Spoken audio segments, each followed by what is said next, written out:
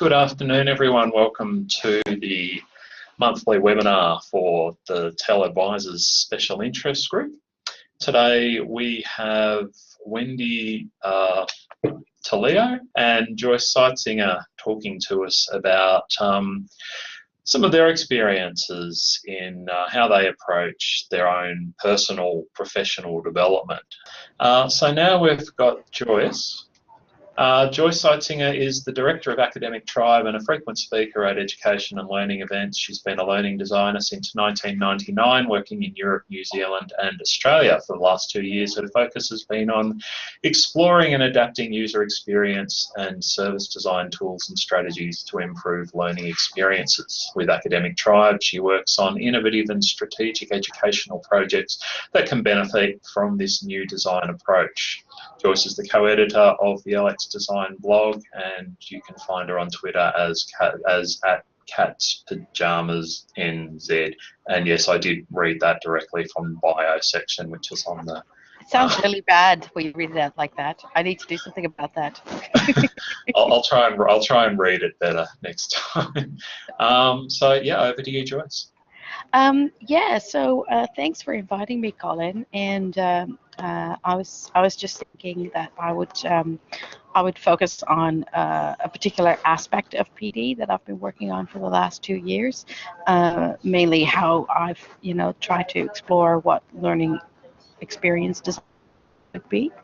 And I think as I was thinking about it, what it really starts with. So there was an interview that I heard a few years ago with one of these, self-development gurus. I think it might have been Tim Ferriss, it might have been someone else.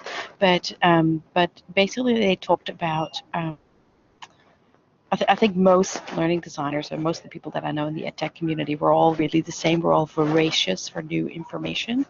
But in this interview, they really focused on, he said, basically I just focus on one thing each year.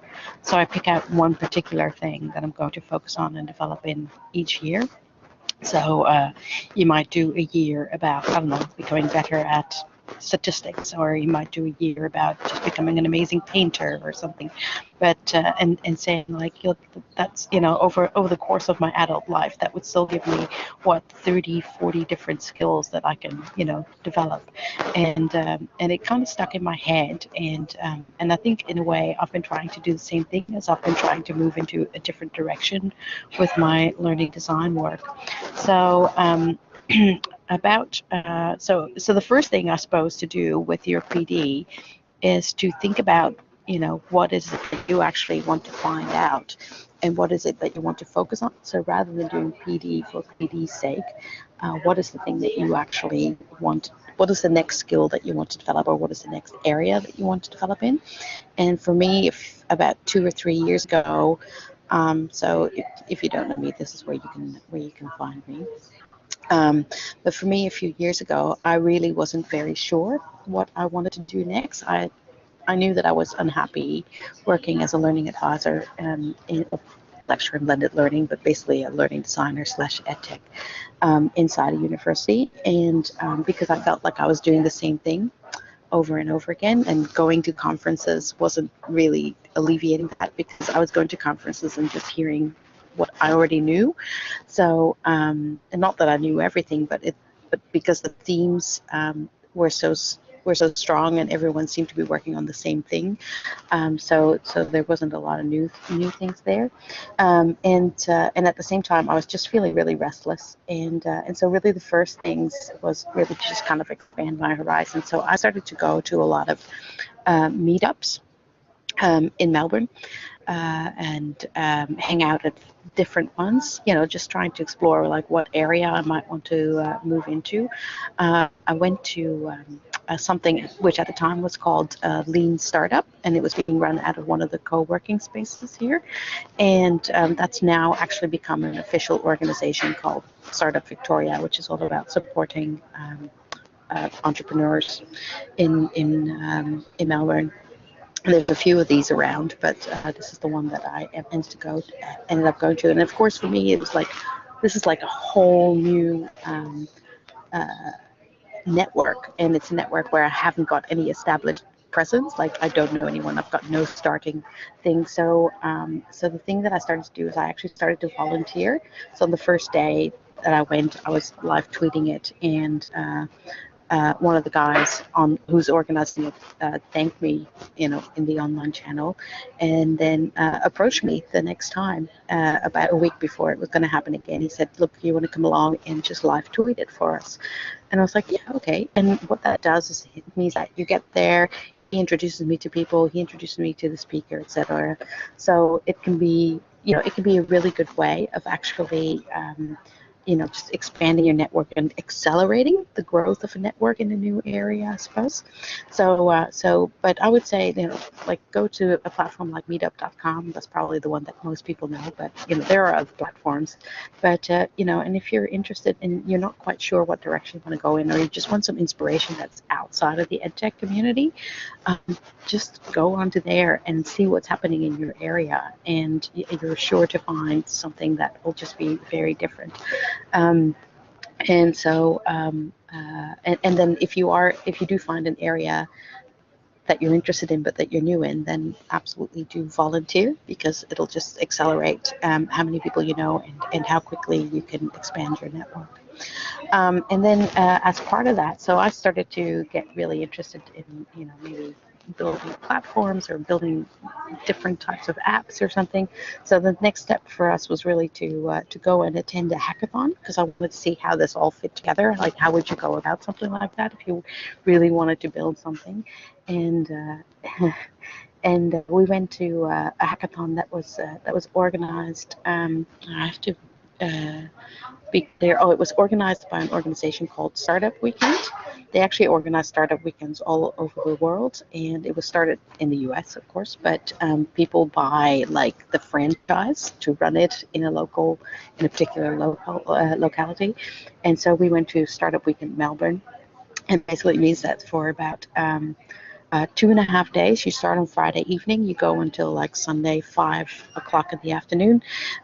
You go along and you try to work through a whole design and development cycle around a particular product or service, a startup concept that you've got. And it starts on Friday night with people having an idea about what they want to work on. I pitched on my first one, which was a little bit scary, because it basically means that if your idea gets up, you also need to lead the team. And my idea did get up. And then what you have to do after that is you actually have to kind of lobby for people to come and join your team. So this was our team. We found a front-end dev, we had a back-end dev, that's my partner Mark, and we had some people who helped us with, like, the business side of things. So it was really cool, and it's pretty intense though, but it's really good for just getting an idea. For me, it was really good because it introduced me to the idea of how these kind of companies could work together. It was very different from what I found from my work in universities and in other learning organizations. So how quickly you could develop, that was really good as well, to see how quickly things could actually come to fruition if you just put some concerted effort into it and not worry too much about getting perfect, but just getting something out, getting feedback and having that feedback loop. And the other thing was that I came across these magical creatures called user experience designers. And that was really the really interesting thing for me, because I saw what they were doing during those hackathons and what role they played. And really it was all about, like, facilitating the design process. And they had some really great ways of communicating ideas, gathering ideas, putting things together. And what I saw happening there were actually, people building digital experiences. And I thought, this is what we do as learning designers, as education technologists, but we don't use these methods. We don't get outcomes as quickly. What can we take from the way they work, and what can we build back in? So I suppose in that first, both of these events happened within about 3 to 4 months of me leaving the university. And what happened for me there was that I really understood at that point, like, what direction I wanted to go in next. And so I finally had that focus for my PD and what kinds of opportunities I wanted to look for. So I then found that I was out of work, or I was as a consultant. So you haven't got kind of like university budgets to send you on PD, etc. But I did find a guy who had UX skills, and he wanted to find out about open badges, and I had open badges and learning design skills, and I wanted to find out about UX. He was setting up UX training that he wanted to roll out his product, and he wanted to test it. So in return for my skills in open badges and learning design, I attended his workshops. They were 2-day workshops, and they were really intense, and he had really good resources. And he did that. And so I was allowed to attend for free, and I had to kind of critique the way that he ran the workshop, and both his presentation styles, teaching style, how he'd put the few days together, etc., what could be improved from a learning design perspective. So it was a really good idea. And in fact, since then, I've met a woman who's actually set up a business. I can't remember what it's called now, but she's contacted me several times because she's actually set up a business that tries to match entrepreneurs with each other so that you can switch skills with each other, which I think is really interesting. So I bartered skills so that I could find out about user experience design a bit more. And then I think the other thing that I always do, and this is a natural part to me of when I become interested in a particular area, is that I will set up a social media focus for it. So I set up LX Design Pinterest board on Pinterest, and I also set up a LX Design Twitter account. And those are places where I basically gather and share anything that I find about LX design. And it's kind of like, people always say about like how, when you're trying to get pregnant, suddenly everyone around you looks pregnant, etc. But I find that setting up particular social media channels or hashtags or something, it does something to the way that you then start processing your information streams, because now you've got a place to actually curate things to. And so to me, that's always a really natural part of exploring any kind of new area. And one of the other things that does is that once you start like collecting things about it and you start tweeting about it, it does that. It expands your network. So the people who like and retweet things that I post on LX Design are very often UX designers or learning designers or education technologists that I didn't know yet. And because you're entering, the social network from a different angle, you're discovering all these new networks from people who do similar work, but you haven't discovered yet because you've been kind of entrenched in your old networks. And then I love all of these really flexible open learning platforms that are out there. I say open, but basically that just means that it's really easy to get access to them. They do cost some money, so I pay about $12 a month to Skillshare, which I just love. It's very video based. I love they do a thing where people can become teachers and teach from their own specialty, and they set up these courses that are highly video based, but they're also based around projects. So the idea is always that the videos actually coach you through a project, and I just love how they work. And you can do, they've got things on lots of different things, screen printing, hand lettering, but also lots of business and design courses. So they're really, really cool. And they've rolled out a very interesting thing, which is around so you can either just pay for yourself and just do the course as that. But if you were working in a team and your whole team wants to upskill, you can actually go online and become a cohort, and they will assign a tutor to you. So the regular course is totally independent, self-directed learning, but you can do this team thing. And so it's like an added service, which I think is a really interesting model. And then the other thing that I've just really gotten into is podcast. I've put one of them up there called the UX Podcast, which is run by two guys out of Sweden. But they do a really interesting thing. So they have guests on that they interview, and these are usually people who've written a book about design, or who've worked on a big project or something. And so the UX podcast is really accessible, even if you don't know much about UX. And the guys are really reflective in how they interview guests. But the other thing that I found is what they do is they actually, when they go to conferences, they'll take the opportunity to talk to maybe several speakers who are there. So again, it's a great way of for them to kind of get access to these people without having to get them on the show. And I was listening to some of those podcasts as I was on my way to Southwest EDU last year in Austin, and I was listening to it, and then I thought, hey, I always have really interesting conversations at conferences, and Wendy, it's a little bit like that thing that we were just talking about, like what do you do afterwards, right? And I'm a terrible blogger. I don't blog enough, but I do have great confidence and great, I'm always really inspired by the conferences. So I thought, well, if I have these good conversations anyway, I should just buy a microphone and interview people. So that's what I did. As I got off the plane in Dallas, I ended up going to Radio Shack, buying a microphone and interviewing everyone who had anything to do with design at South by Southwest. Do a lot of books. I found so many UX books. It can get a little overwhelming, and there's always that fallacy with books, particularly if you buy them on Kindle, as I do, that just owning them, somehow the knowledge is going to reach you by osmosis. It doesn't. So you do have to take the time, and I do have a bit of a backlog at the moment, but there are some really, really great books out there about UX design. If you follow me on Goodreads, you can see all of the design books that I've bought.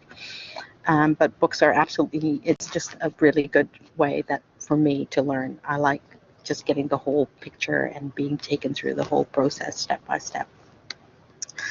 And then I try to do something formal around exploring user experience design as well, but I looked at several universities, and even TAFEs and things, and it was just really difficult to find something that was flexible enough to allow me to continue working, as well as get some formal qualifications at the level that I wanted to work. So I went to General Assembly, and I did several of their evening and Saturday workshops, which are highly affordable. So if you're somewhere where General Assembly is, I know they're in Melbourne and Sydney. I think they're also in Perth. But if you are somewhere where they are located, it's really worth going to one of their one-day workshops. They go somewhere between $80 to $100, which I think is really affordable, and they've been really good. And it just gives you an idea about what their approach is. I then did their 3-month part-time user experience design course. And that's probably the most formal my qualifications have gotten in UX.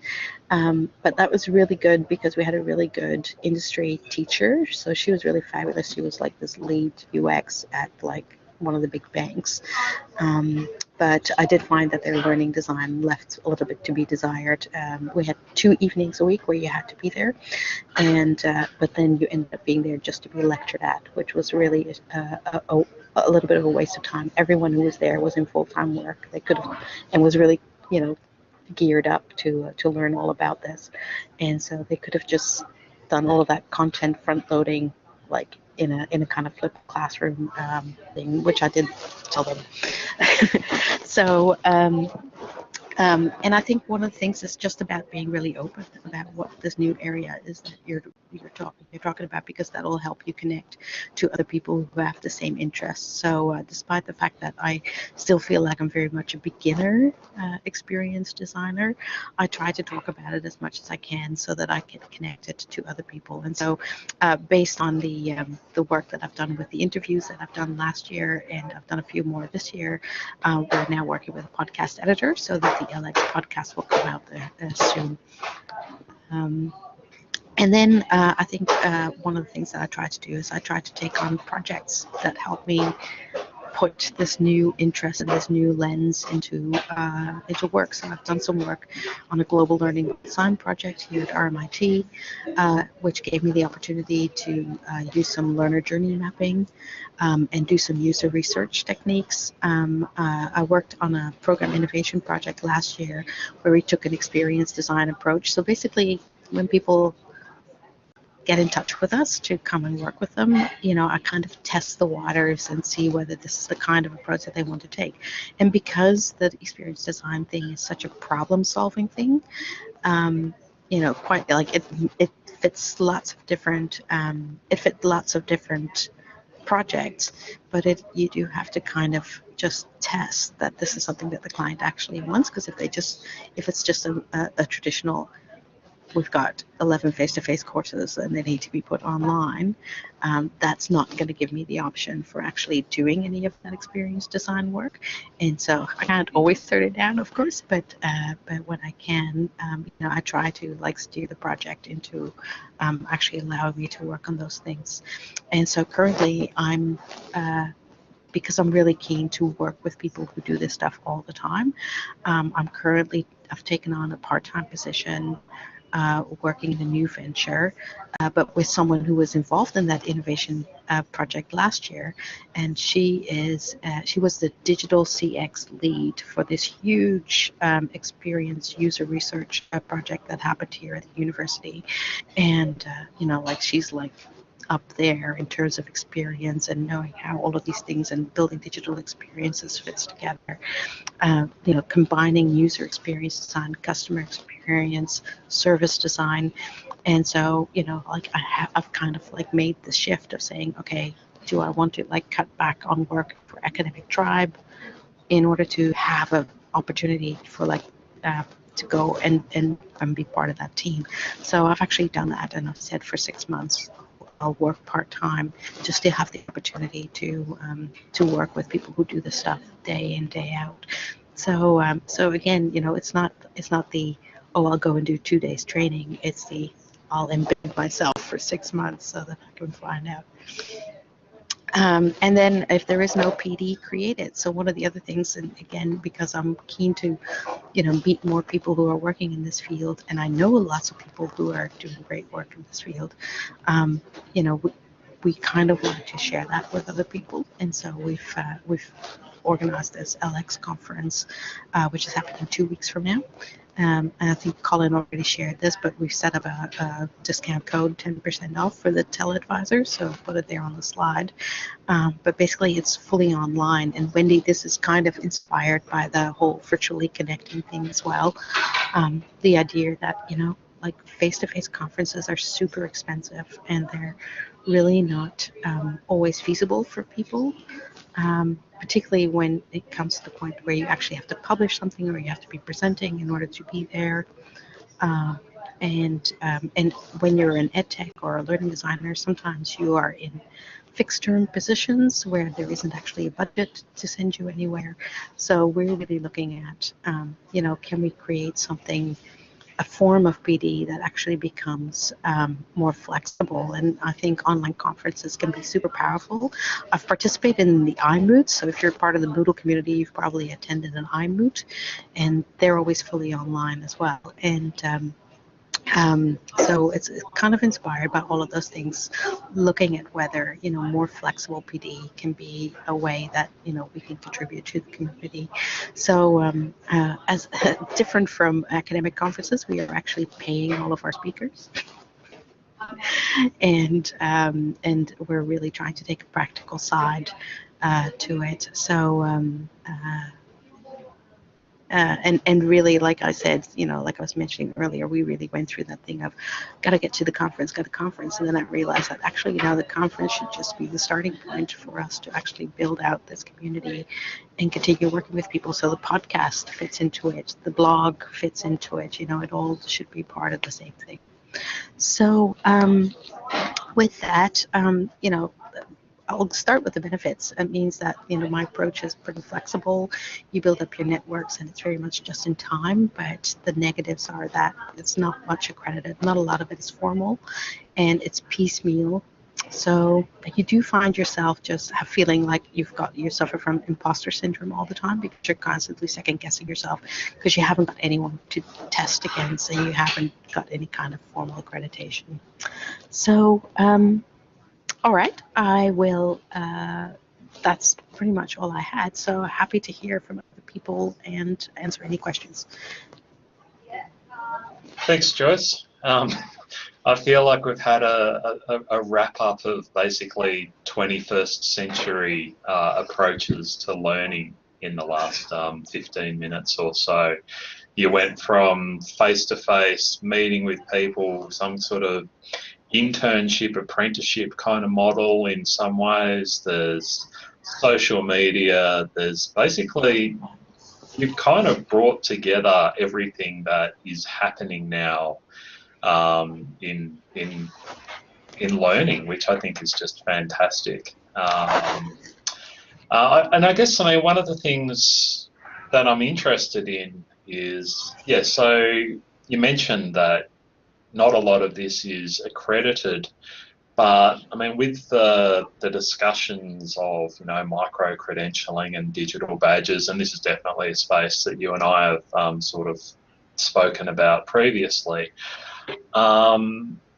maybe this is just where things need to go. I saw the other day that Melbourne Uni is dipping the toe into micro-credentialing, which hopefully is considered respectable enough now for other, you know, important universities. There was air quotes around that. Please remember that, to step in as well.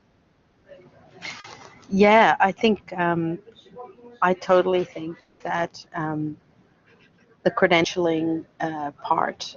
Well, I think there's two things there, right? On the one hand, there's the can we credential people when they do this kind of informal learning, but I think the other bit is around the granularity of it, because I think quite often it can be really hard to like for me as someone who runs their own business, like I can't just say like, oh, I'm just not going to have an income for 3 years while I go back and do a bachelor's of design, or 2 years, whatever, and spend like the kind of investment that you have to do as well. So like for me, it would be much more and much better if I didn't have to make that commitment up front, but if I could say, look, I'm gonna enroll in a thing that takes 6 weeks, and that's going to give me a leg up, but it'll be accredited, and from there I can still see which direction I might take, rather than going in and entering into something and then finding out that it's not my thing, but then not being able to for it to be part of a pathway into a different direction. So I think there's granularity, there's accreditation, and I think if the badges and those type of more granular opportunities are tied to one particular ecosystem, so you have to buy into the University of Melbourne ecosystem of badges, or you have to buy into the ecosystem of RMIT, which is where I'm at now, or Deakin or whatever, then I think we're not really solving the problem for our users. I think we really need to think about, if you're going to do badges out, then you also have to think about badges. How are you going to accept badges from other environments? Yeah, that's a pretty fair point. So, did you have something to say, Kate?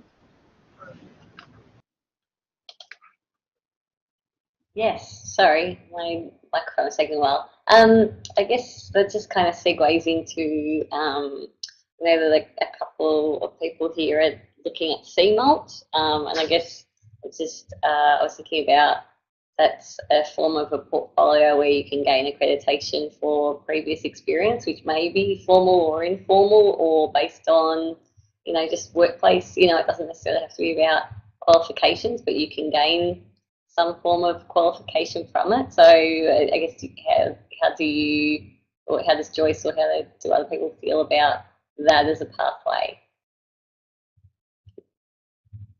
Do you think that might work in that space? Sorry, I'm not sure that I fully got my head wrapped around that one, Kate. Sorry, I was just the CMALT accreditation is where you build a portfolio to specific standards, and you submit that for assessment, and based on that you gain membership to a professional body. So, yeah. So I guess that's another pathway that doesn't rely on formal qualifications and recognises experience as a pathway in, or informal, various levels of experience and informal approaches to get there. Yeah, yeah, that's right. I think that's absolutely a way to go. I think you know, I think if you think about like the credential sitting in the middle, then really it's about separating the credential from the actual learning experience, right? Um, so as a student or as a learner, if I want to get that credential, then yes, I can enroll with the university to do a 6-week learning experience that leads me directly and structures and scaffolds me towards that credential. But what if I already have some of that in my work experience, like, so what if I could just create an artifact like in the portfolio, and I can just submit that, and you can assess it for me? Or what if possibly I have, I do a lot of courses with General Assembly, but they prepare me, and so I do my learning experience not with the university that's accrediting it. I do my learning experience somewhere else, but I still have to create that evidence that leads me towards it. So I think it's about maybe separating those things, and then having good robust ways of actually assessing it. Just on that note, I guess, are there many formal accreditation opportunities for, the type of work you're doing now, Joyce? And I guess even the type of work that, we all do. I know that my pathway in has been, I've come from a learning and teaching background. I have formal qualifications in TAFE and secondary teaching, but, I haven't done any formal qualifications in educational design. I've learnt on the job or, and worked up that way. So I guess, they don't, apart from CMOT, I don't have too many kind of bodies that really, I guess, would cater. And I'm not sure if you have any in your area. I guess, what's the expectation in terms of either the professional experience or the qualifications? Because you mentioned that you didn't have any. So I guess, what is that expectation? Do people come with that, and are they kind of assumed pathways? I think there are.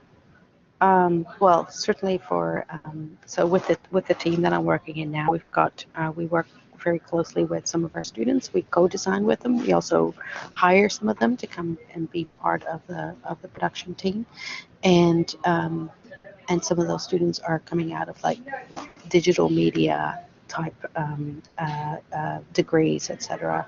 And those are really, really great, but they are very much tailored. So like if I'm like, gosh, if only I had the time to do that for like 3 years. But it's because they are really good, and they would set me up exactly for the kind of stuff that I want to be doing. But they're not flexible. They don't allow me to, like, they're not so flexibly set up so that I could go back. I looked at doing the Master of Design Futures, and it was going to be something like $40,000. It's not going to happen.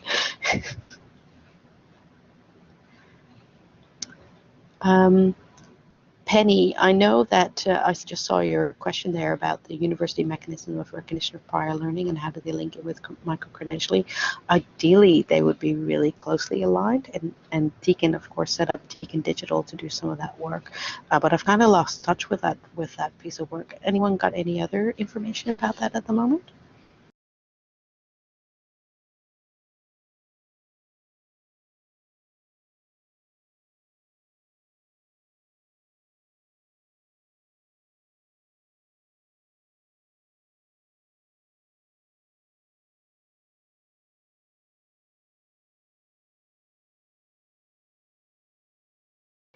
I know, I don't know what Deakin is doing at the moment, but I know that we've got more than a few people in the group who are involved in micro-credentialing and badges and this side of things. And if people are interested, we could probably put a webinar together about that.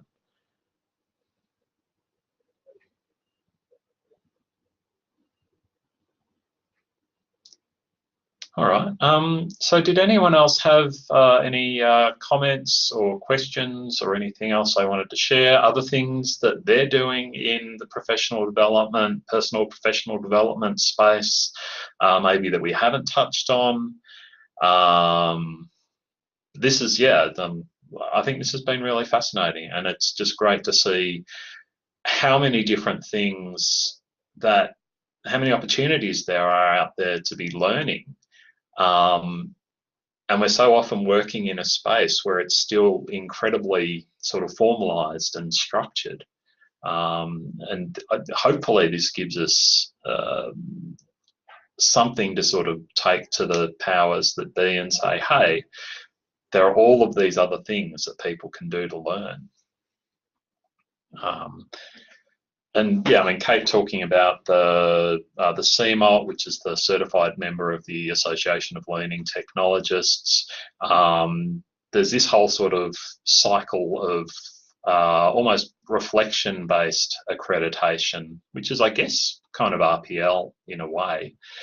So there's that, there's the Higher Education Academy, and there's the fellowships through different organisations, which is a whole other sort of area that is definitely worth looking at. All right. Well, I'm going to say thank you very much, Joyce, and thank you, Wendy. We'll put the videos of these up into the TELedvisors Moodle site shortly. I'll stop the recording now.